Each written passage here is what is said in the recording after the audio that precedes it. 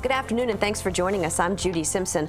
We're closing out another week here on Across the Fence, and we're sifting through our 60th anniversary archive. One of the segments we found centers on a difficult adolescent issue, the issue of bullying.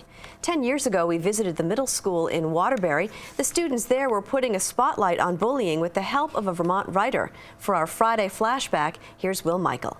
Would you like me to stand up? Just once. He's definitely not a 90-pound weakling. At 6'10", Doug Wilhelm towers over the students he visits. Okay, I understand I'm an inch taller than your music teacher, right? But Wilhelm's physical stature can't hide the pain of his own youth. When I was in 7th, 8th grade, I was bullied really badly. I was one of those kids that was basically okay for anybody to dump on. Wilhelm has written a book that draws on his experiences and the experiences of school kids across Vermont. The book is entitled The Revealers.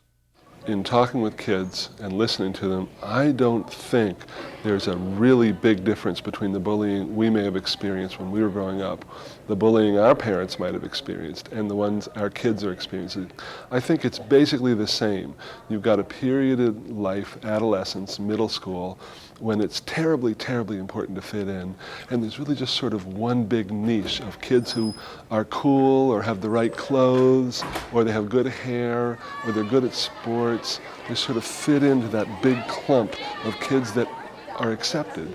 And then there's all these kids on the outside who are different in some way. They don't fit in. What's your name? Wilhelm has visited with hundreds of Vermont students, and he's collected their real-life stories. When I was researching the book, and I had my idea for a story, but I needed to learn more about what kids do to each other, what do girls do to each other, and what do kids do in the age of the internet to bully? How do they make up stories and spread them by instant messaging, for example? I went into 3 different Vermont middle schools, and I worked with a class full of students. I said, I'm a writer and I'm working on a book about bullying.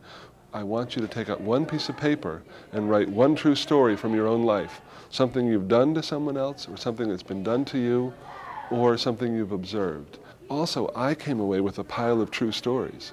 I drew on them as raw material, the way that kids might write about, what do kids do to each other, how would they feel about that, and how might they tell that story? Because in The Revealers, there are a number of short little made-up anecdotes that are circulated via this school computer network. And those are, in many ways, drawn on the true stories I got from kids. This is Mr. Wilhelm. 5th grade teacher Lindsay Burdand introduced the author and his book to her students at the Crosset Brook Middle School in Waterbury this fall. When we started reading the book with our students, we asked how many of you have either been bullied or bullied somebody or seen somebody else get bullied, and every single kid raised their hand. Every single kid was able to say, yeah, I fall into one of those 3 categories. Some of them fall into more than one, but that I've seen it happen, or that I've not done anything, or I've done it myself, or I've had it happen to me. So I think every kid is touched by bullying in a different level. I think we hear, obviously, of the really extreme cases of bullying, of physical problems. In the book, Elliot gets dropped off of a bridge. Well, we'll hear about that sort of thing. It's the kind of the quieter, more subtle bullying that we don't always hear about. But I think it touches every kid. I've watched kids get bullied a lot, and it's rough, and you want to stop it. And sometimes I try, but it's not easy, because some of these kids are really, they just want to be noticed, and they want attention. And definitely it's not positive attention, it's negative attention. I'm not really bullied, and I usually see people being bullied a lot, and I try to prevent it most of the time. It's sometimes hard, though, because there's usually a big group bullying one person. In The Revealers, they actually, they stood up and did a very big thing. They put something on the school network, which takes lots of guts. And I think if there was were real kids, I would reward them for that, you know? Not just first place in the science fair at the end of the book, but, you know, other things too. I mean, that's a big achievement. It sort of shows from different points of view, from like the people who are being bullied to people who see people being bullied to the bullier. And so it sort of shows different views from different people. The kids brought those different perspectives to their class visit with Doug Wilhelm. They prepared their own questions in advance about the book and about his writing. But the most common questions came back to bullying. How should schools handle bullying, and how should parents handle bullying? How should schools handle bullying? What, can I ask you guys a bit about that?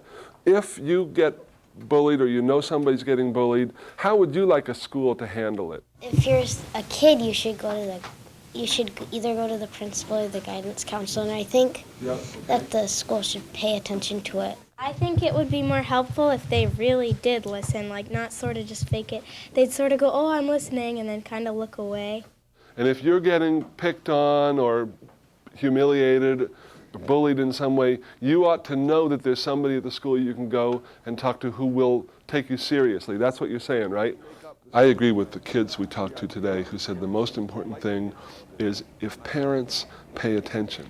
One of the kids in the class today said, you can maybe tell your parent, but they don't really listen to you. They sort of pretend to listen, but you know they're not really. I think the most important thing we can do sometimes is really listen. That's what I didn't get when I was being picked on in 7th grade. I didn't believe anybody would listen to me and not laugh at me and not tell me, oh, it's your fault because you're hopeless, you know. I really honestly didn't believe I could talk to anybody. And when I've talked with kids, I think that isolation is the most hurtful thing about bullying. Kids can deal with one kid punching another or making up a nasty story. They can deal with it.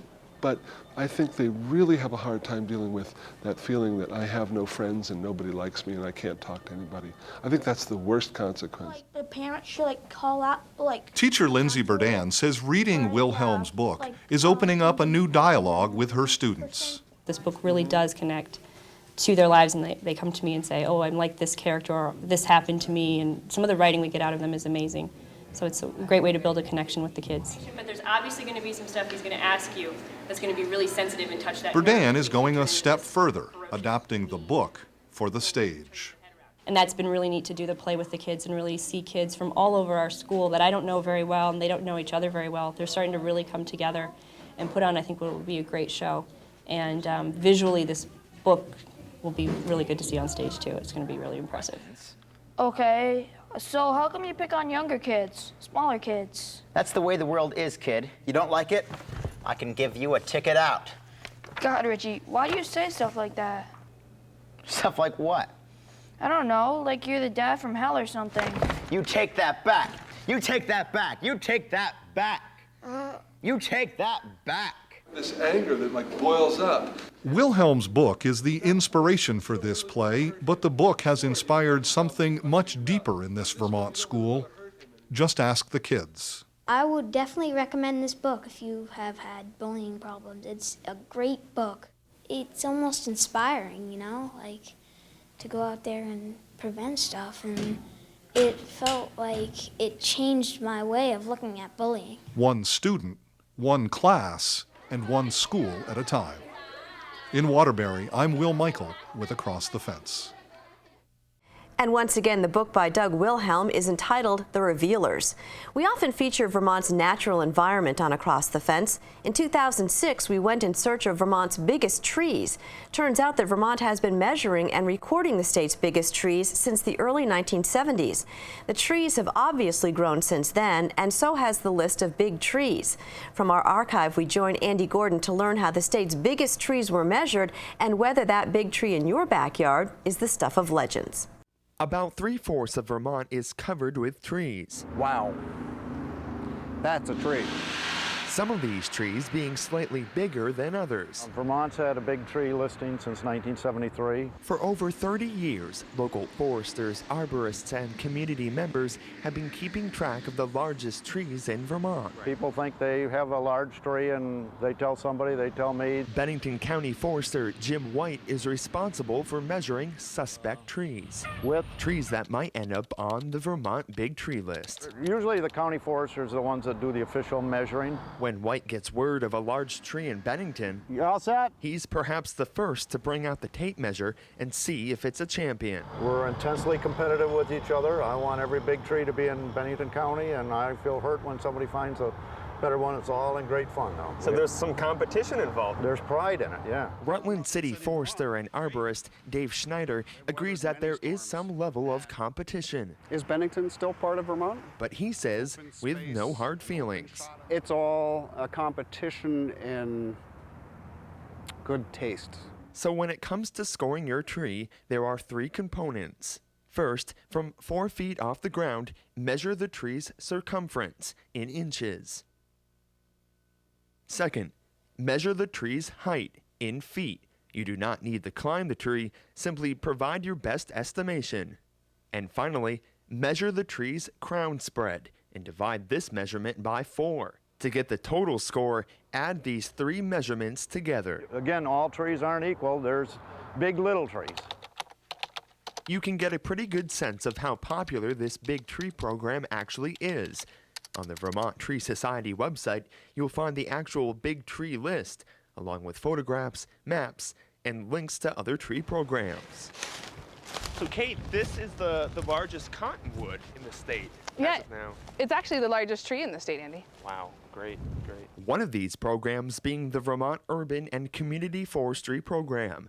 Program coordinator Kate Fourier of UVM Extension says trees build stronger communities. Trees are really an important part of cultivating healthy communities, and really a part of UVM Extension's role in offering stewardship trainings and teaching people how to be better stewards of the urban forest leads not only to healthier communities, both for the economic, environmental or social benefits of trees, but also for pulling communities together and appreciation of the tree resources that they have. White says the Big Tree List helps to heighten awareness of trees' environmental importance and their role with our economy as well. It's a place where we get maple syrup. It's a place where we get our furniture. It's a place where we get our newspapers. But the fascination with big trees is perhaps rooted in something more significant. To many, big trees are simply a matter of size. But to others, big trees are a sign of hope. When you have a specimen this large that's made it through possibly 200 plus years of human intervention, it's uplifting to know that there's a sense of permanence here that's living.